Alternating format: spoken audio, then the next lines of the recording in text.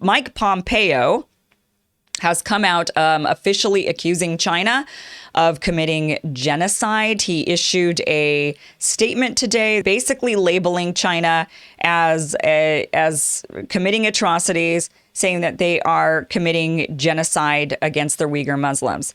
Now, this is a really hot button issue, and I actually did an entire video on what is going on in that area and understanding how China deals with it. And you have to remember that China is a dictatorship, right? So, I would say an authoritative country. They do not have a democracy. And so they, of course, in regard to how a democracy works versus how their system works, I would argue that they're committing a lot of human rights abuses when you think about the fact that their people don't really have any options when it comes to politics as much. They have one party.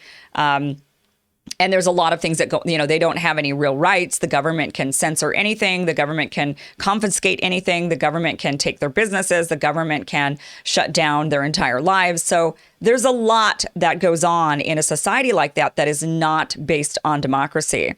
But I did an entire segment on the Uyghurs, and you can go and watch that, and I break it all down for you on what is going on over there in those camps. They are, there are people that are going into these re-education camps. My grandfather in Vietnam went to a re-education camp for 4 years and eventually got out of that re-education camp. And it's kind of so it's a thing that's sometimes done over there, but I go into great detail on that. But I want to let's go ahead and hear Mike Pompeo talk more about this. There's actually a clip. He was on Fox News, and I want you to hear him talking about this specifically, because this is going to be really important for the thing that the big worry I have for our future going forward. And Mike Pompeo, let's start with this clip of him being interviewed today about him labeling China as a nation committing genocide. Here's the clip. This is forced labor. This is forced sterilizations, forced abortions. John, the kind of things that we haven't seen in an awfully long time in this world. And we now have conducted an exhaustive review of the facts and made the determination that, in fact, the Chinese Communist Party has committed these crimes against humanity, is continuing to try and deny these people, not just the Uyghur Muslims, but other faiths as well, the simple capacity to continue to exist and to create an ethnic set of activities that we haven't seen in an awfully long time. I've referred to this over time as the stain of the century. It is truly that. And today's actions is simply a continuation of the work this administration has done to try and convince the Chinese Communist Party to cease this terrible, terrible set of human rights violations that have been taking place. Okay, so obviously, this is just an attempt to demonize China. Now, whether or not, set aside your own, because I know that's a hot button issue with the Uyghurs going on in China. I understand that that's a hot button issue. But what I want you to do for a minute is try to set those feelings aside and let's think bigger picture. Let's look at the bigger picture on this and what this actually means for the future of our country. And who really is going to end up marching in communism, because I do believe that there is a risk of that. And that might sound far-fetched to you, but I'm going to explain exactly how this country could collapse into an authoritative sort of communist state. And there is a real possibility of this. So this rhetoric that Mike Pompeo is using is warmongering rhetoric, right? Flat out warmongering rhetoric. Now, whether or not you agree with what's going on with the Uyghurs, it doesn't matter. This is warmongering rhetoric, okay? This is how they get the American people to agree to wars, is they pull at heartstrings. They say there's genocide, there's, he's killing his own people, he's murdering this group, and we have to go and do something about it. So they use these buzzwords knowing that these are the buzzwords that help get the American people to agree to war. Genocide is one of those hot button words. So whenever I hear genocide, I'm always extremely skeptical of it.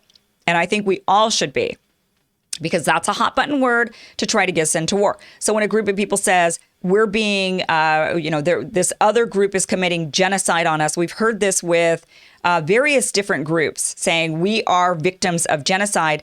And that is an attempt to rile up emotions to get the American people to want to go to war. So this is war talk. that Mike Pompeo is using right now. Now, Donald Trump, obviously, for 4 years was extremely obsessed with China, totally obsessed, going into a war with them, a trade war, blaming them for the virus, and really attempting to try to demonize China. Now, the Democrats' response to that has been the complete opposite. So Trump says, we got to go after China. And the Democrats say, you're a xenophobe. You know, Trump says, we got to stop China on this thing. And they say, wow, you're hurting America. And Trump says, you know, so it's this, we see this narrative and we see this play out all the time. It's one side says, these people bad. And the other side says, no, they're good. And there's never any real, then we just skip over reality and what the real threat is. So a lot of people on the right believe that it is going to be that we're one day going to be marching into communism. We're hearing this all the time on these Republican news networks. They're saying these socialists are here. They're taking over the radical extreme left, and they're going to be marching in communism, and they're here to march in this new system. And that's who's going to be marching us into communism. It's going to be the left wing, radical left wings like AOC and Bernie Sanders. They're the ones who are going to do it.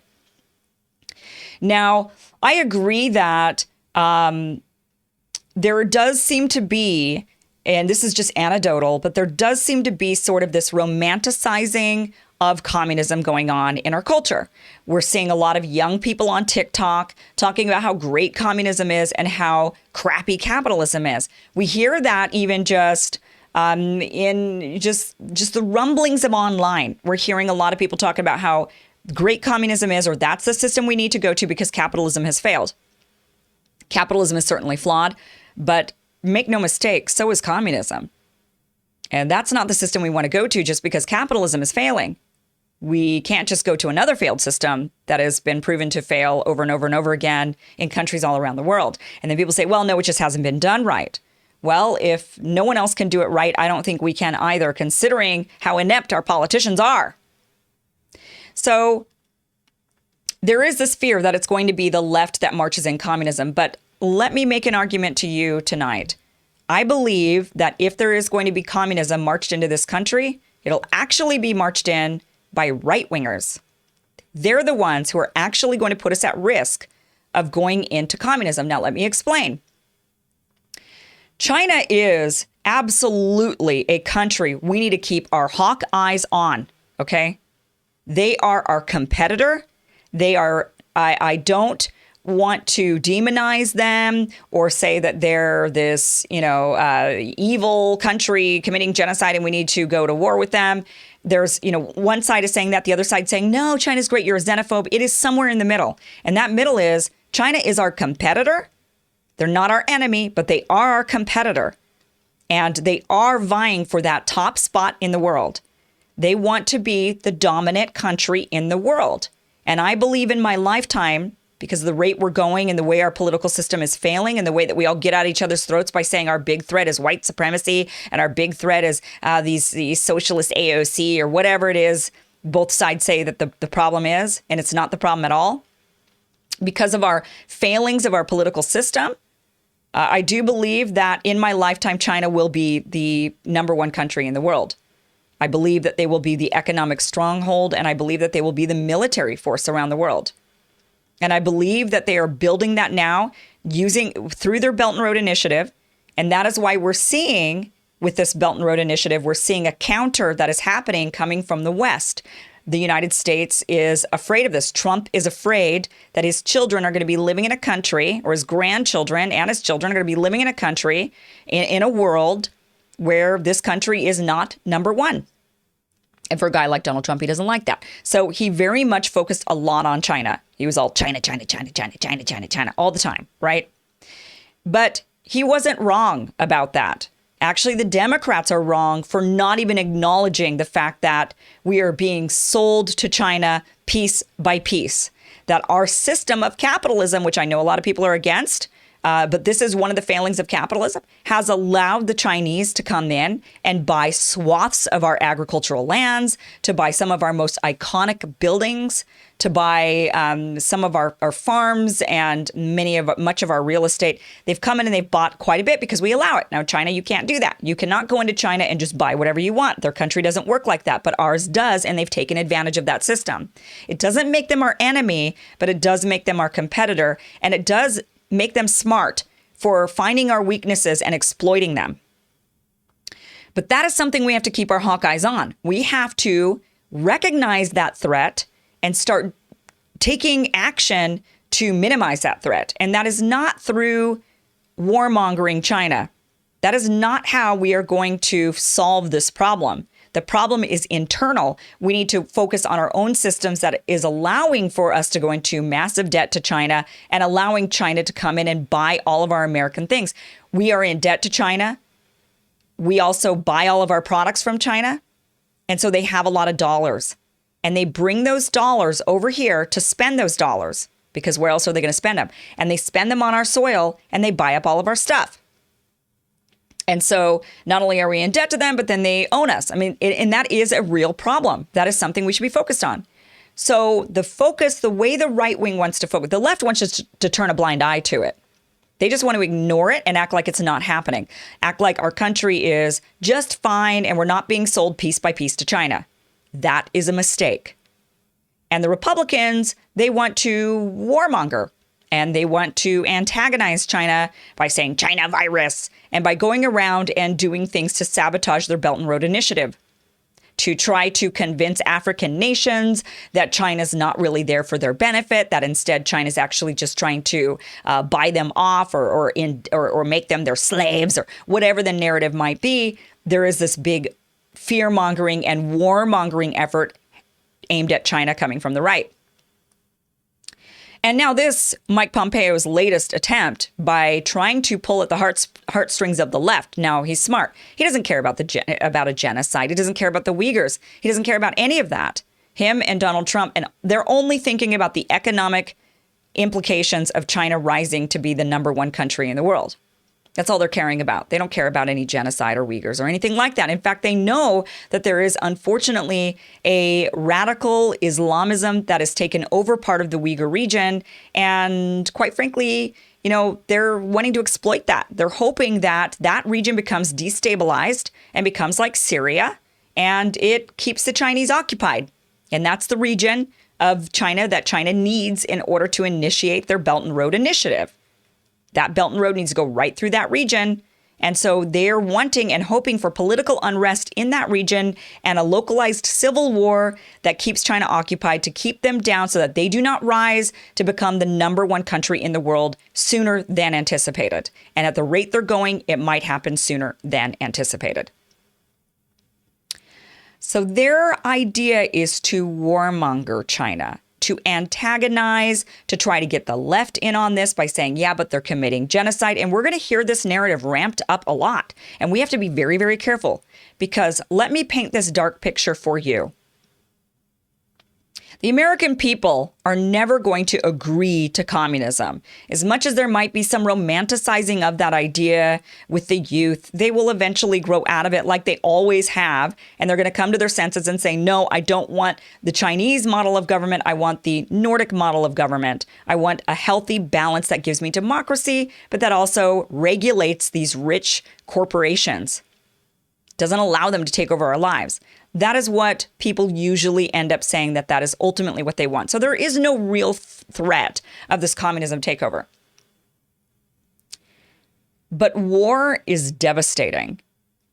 And if we continue down the road that we are on by sabotaging China's Belt and Road Initiative, and I've also talked about this as well, where a lot of what we notice going on around the world is that there's a lot of a rise of extreme, Islamists that are growing. We're seeing a rise in ISIS around the world. We're seeing a rise in the Wahhabi sort of style, Salafist style Islam, which is not real Islam. It's totally, it's a radical fundamentalist version of it. And we're seeing this rise of it kind of going on around the world in odd places. But those places just happen to be places where China is trying to initiate their Belt and Road. Imagine that. I wonder how that's happening. I wonder how that extreme ideology that has completely ravaged the Middle East, I wonder how that is being exported into areas in Africa and areas in Southeast Asia. That's weird. Except it isn't. It's by design. And so what they're doing is they're trying to antagonize China. They're trying to destabilize using war tactics, the tactics America knows best. But that is a war we cannot win. I do not believe we could win a war with China. I believe that by the time we hit that point, and I believe China would be smart enough not to engage in war until they were confident they could beat us. And if we continue to antagonize and we continue to buy into these narratives that for sure will march us into war because we have demonized the other side and dehumanized them to the point where we say it's okay, we must go into battle with them. We are willing to fight. We're willing to do things. And of course, a lot of that battle will be technological, sort of cyber warfare. We'll do things to antagonize them in that way. And then it will turn into full-fledged military force. And China's been building up their bases. They've been building up their bases and their fleets all around the world. They're preparing.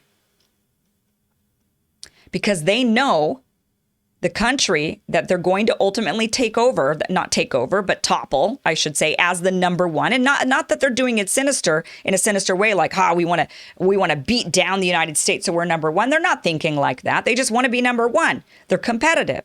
They're thinking that they can overtake us using means that are not so warmongery.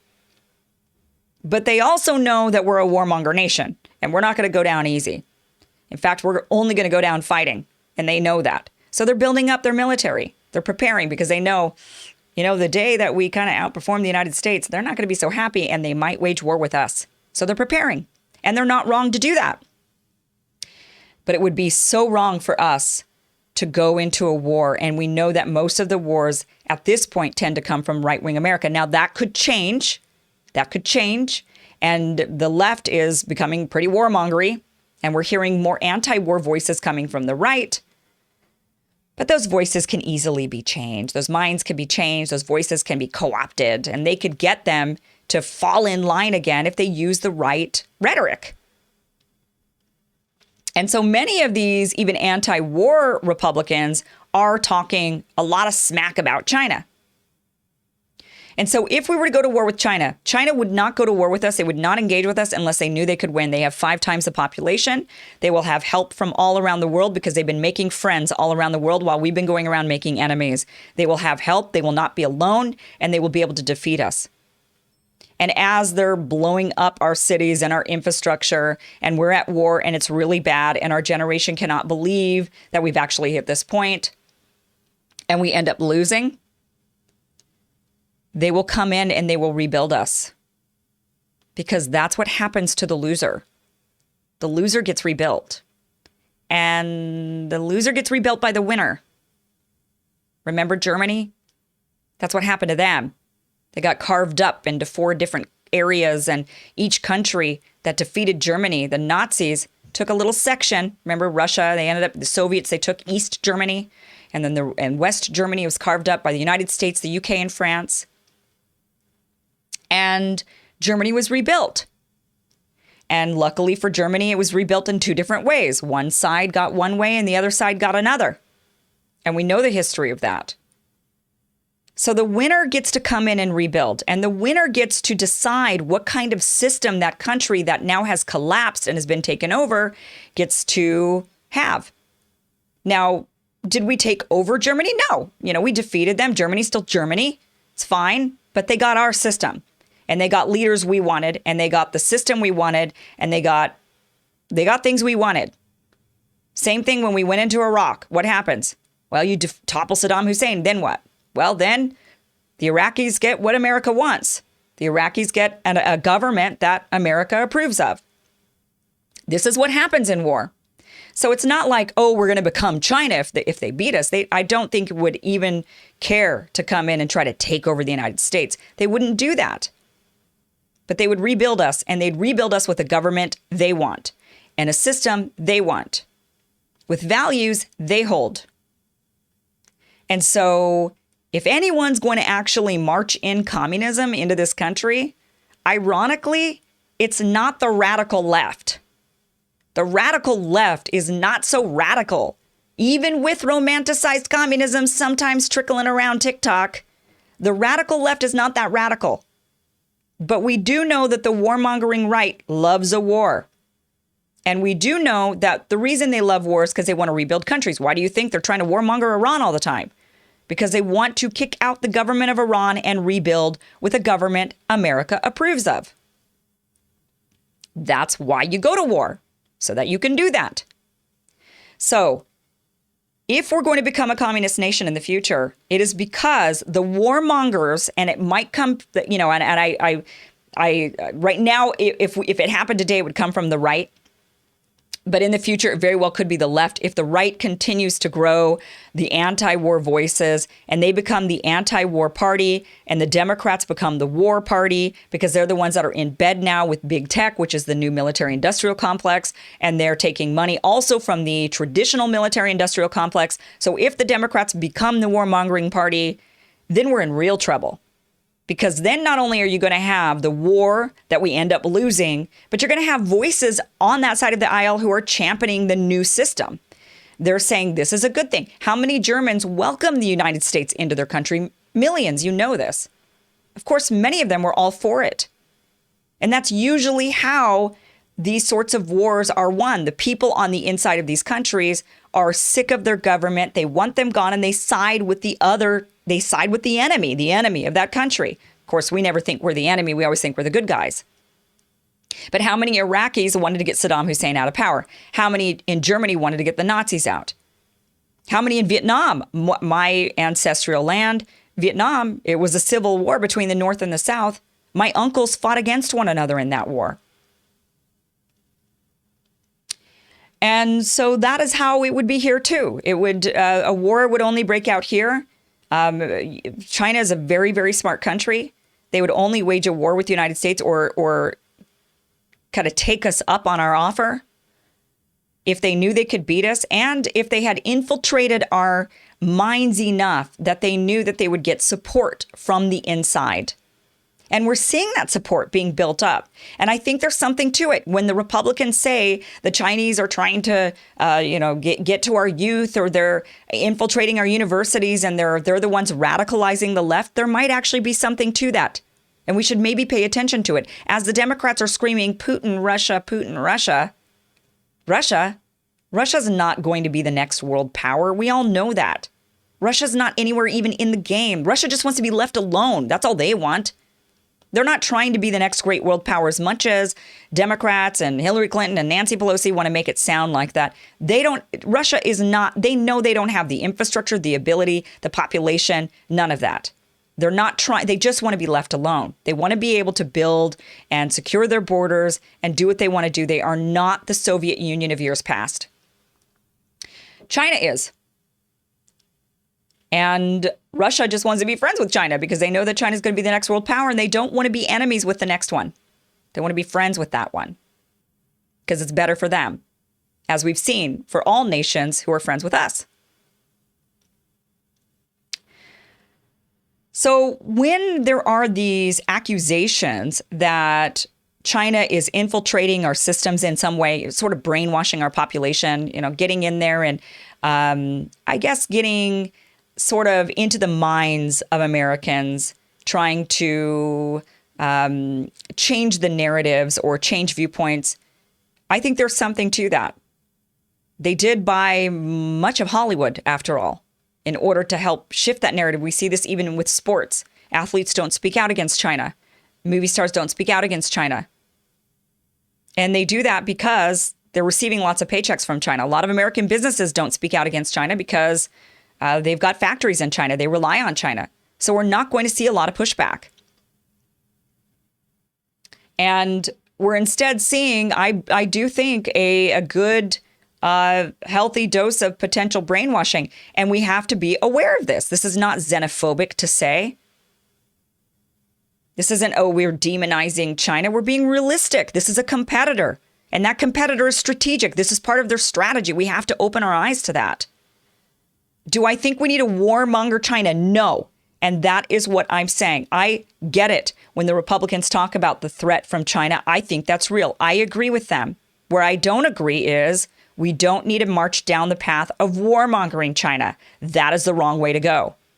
That will only accelerate the process of us becoming just like them as they help us rebuild our government with the government they want. And that government is not going to be a very free one. The biggest threat to China is democracy. It really is. They don't want their people to want what we have. They want our people to want what they have. That's what they're doing. The virus was excellent in bringing that mindset about. Now, how many people are pointing at China saying, look what they did, let's do what they did? Well, what they did was an authoritative, dictatorial way of controlling their population. They literally locked people in their homes in order to keep them from going out. That's what they did. And you've got people here now in this country saying that's what we should do. We should be more like China. We're hearing this all, that we should be more like China. And we're going to continue to hear these types of narratives. We should be more like China. They're going to do lots of other great things for their people. And we're going to be hearing this over and over. We should be more like China. And people will be willing to give away our freedoms in order to be more like China. That's a real threat. And if you're on the left and you think, oh, look at these warmongering Republicans, I agree they are warmongering. But we also have to stop leaving these blinders on. China is our competitor, and we have to understand that they are strategic and they play the long game. They're not looking for short-term wins. They're looking at this through, they plan for 100 years while we plan for 4 at a time. And what they don't want is their population to look at America and think, we want to be like America. That's why they do the shenanigans they do in Hong Kong. That is why they have the shenanigans they have against Taiwan, because they don't want democracy to seep into China. The way they've been able to rapidly increase and gain so much control is by not being a democracy, by being an authoritarian country, by being able to control their population. They're able to rapidly move ahead. They see that one of the downsides of democracy, and it's a true downside, and it's real, but I wouldn't give it up for anything. That downside is it's slow. Democracy's slow. And it requires some consensus.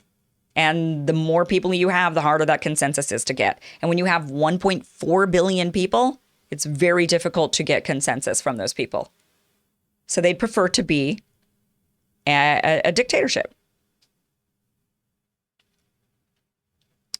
And they want us to think that that's great. So we have to be aware of the actual threat of China. We have to be aware of the reality that, are we under threat of them coming over and militarily taking us? No, not unless we engage with them. And that's my fear. We're going to engage in it. They're not going to do that on their own. They don't care. They just want to be number one economically. That's it. That's what they're wanting. They want the rise again of China as a nation. They want their dynasty back. And they're going to get it at the rate they're going. It's just a matter of time. They just know we're not going to go down without a fight. And that is my big fear.